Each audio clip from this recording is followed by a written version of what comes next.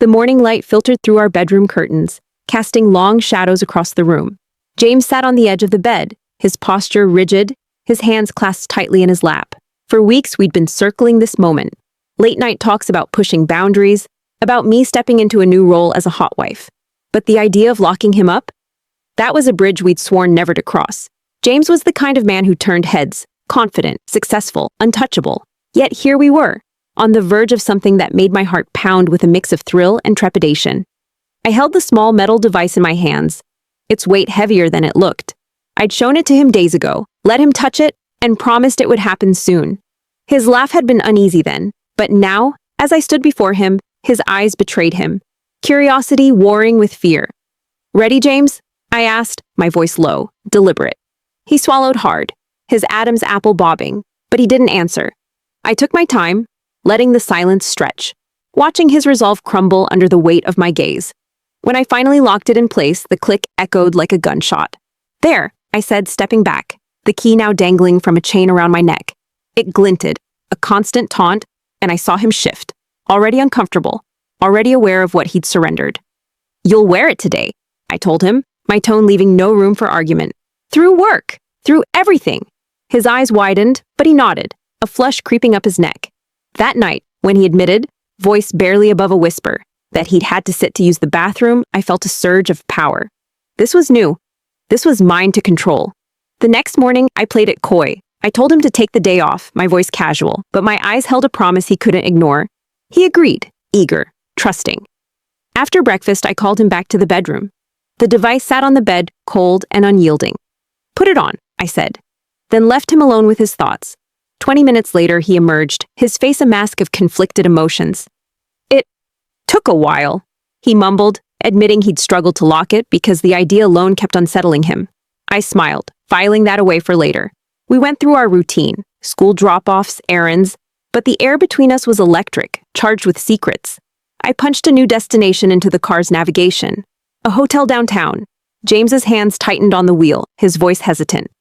"Where are we going?" I didn't answer, letting the question hang, heavy and unanswered. His eyes flicked to the key around my neck, and I could feel his pulse racing, even from the passenger seat. What was he imagining? What did he fear? At the hotel, I stepped out first, my movements slow, deliberate. I leaned close, my breath warm against his ear. "Ready for what's next?" I whispered, my fingers brushing his arm, just enough to make him flinch. He nodded, but his eyes were wide, caught in a storm of anticipation and dread. As we crossed the lobby, I saw him, Marcus, my friend from out of town, leaning against a pillar, his presence commanding, magnetic. I greeted him with a warm hug, fully aware of the curious glances from strangers. James followed behind, silent, his steps heavy with unspoken questions. In the elevator, the tension was palpable. Marcus stood close, his hand resting lightly on my back, while James stared at the floor, his jaw tight. I caught his reflection in the mirrored walls, his eyes flickering with something raw. Jealousy? Desire? Fear?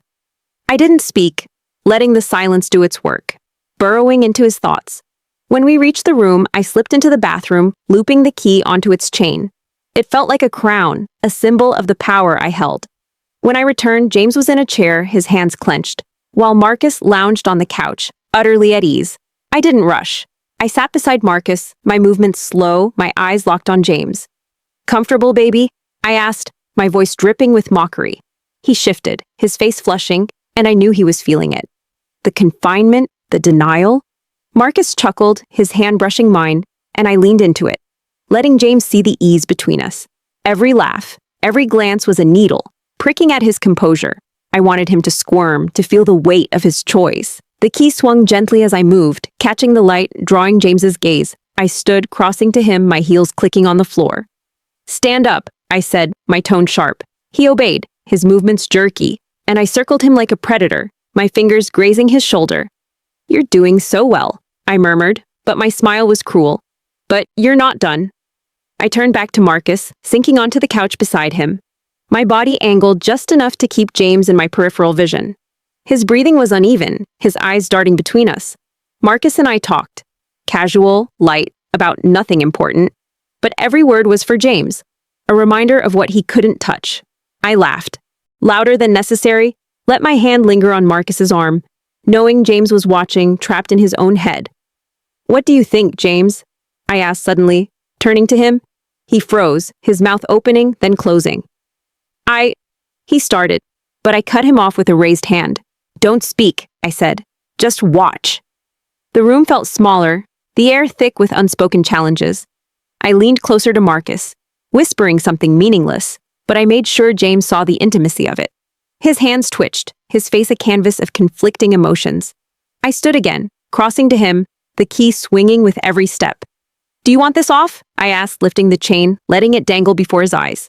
He nodded, desperate, but I stepped back, shaking my head. "Not yet," I said, and his shoulders slumped, defeated. Time stretched, each minute a new test. Marcus suggested a game, truth or dare, but only for me and him.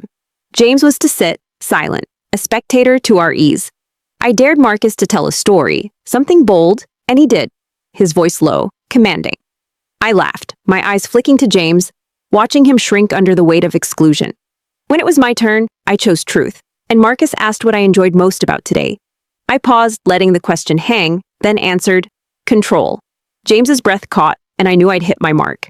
The game continued, each round a fresh torment for James. I dared Marcus to make me laugh, and he did, his charm effortless. James's eyes burned, but he didn't move, didn't speak. I could feel his frustration building, a storm trapped in a bottle. When Marcus dared me to whisper something to James, I crossed to him, my lips inches from his ear. "You're mine," I said, my voice barely audible. "And you'll wait as long as I say." He shivered, his eyes pleading, but I turned away, leaving him to wrestle with the words. Eventually, Marcus suggested we move to the balcony, take in the city view. I agreed, but James stayed behind, his chair a prison of his own making.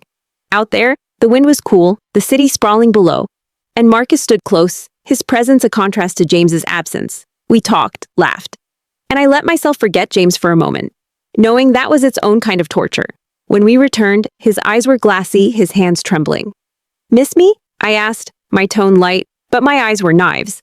I sat back on the couch, Marcus beside me, and resumed our conversation, picking up where we'd left off. James was a ghost in the room, present but ignored. I dangled the key absently, letting it swing, letting him see it but never touch it.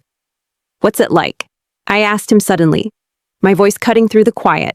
He blinked, startled. "What's it like knowing I hold everything?" He didn't answer, but his face told me enough. Humiliation, longing, surrender. The morning wore on, and I decided it was time to leave.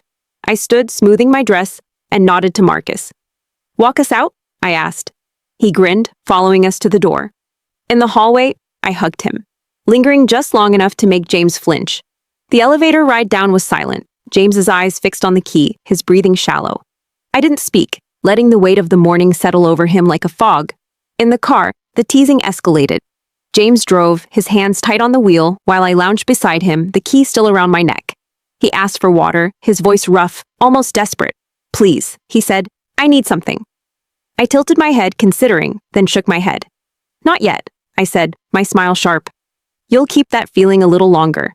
His jaw clenched, but he didn't argue, his submission a quiet victory. A few miles later, he asked for a snack, spotting the bag of lollies in my purse. I paused, an idea sparking. "I've got something better," I said, unwrapping a lolly and holding it up, letting him see it, letting him want it. Then, with a slow, deliberate movement, I slipped it into my pocket, then pulled it out again, holding it just out of reach. "Want it?" I asked. He nodded, eager, but I shook my head. "Earn it first," I said, popping it into my own mouth instead. His face fell, and I laughed, the sound cutting through the car. The drive stretched on, each mile a new opportunity. When he asked again to be let out, his voice cracking, I reached into my bag and pulled out a folded handkerchief. "Hold this," I said, tucking it into his hand. "Keep it safe." He clutched it, confused, but I didn't explain. It was meaningless, but the act of obedience was everything. I watched him, my heart racing with the thrill of control, knowing he was unraveling with every passing minute. I leaned back, my fingers toying with the key, letting it catch the light. "Do you think about it?" I asked, my voice soft but pointed. "What it means to wait." He didn't answer, but his eyes told me everything, frustration, need, a strange kind of devotion. I pushed further, my words weaving a web around him. "You wanted this, James. Don't forget that." His knuckles whitened on the wheel, but he kept driving, kept obeying. When we finally pulled into the driveway, The tension was a living thing, coiled between us. James looked at me, his eyes raw, pleading. I stepped out, my movements slow, deliberate. Inside, I said, not looking back. He followed, his steps heavy, the device still binding him. In the house, I turned to him, the key warm against my skin. You've been good, I said, my voice almost kind. But good isn't enough. I walked to the bathroom, the promise of a shower calling. You'll wait, I told him, my tone final. He stood there, frozen, as I closed the door. Under the hot water, I let the morning replay in my mind. The power, the control, the way James had bent under my will. This was new, uncharted, but it felt right, like a key fitting a lock. When I emerged towel-wrapped, I found him in the hallway, his eyes burning with questions he didn't dare ask.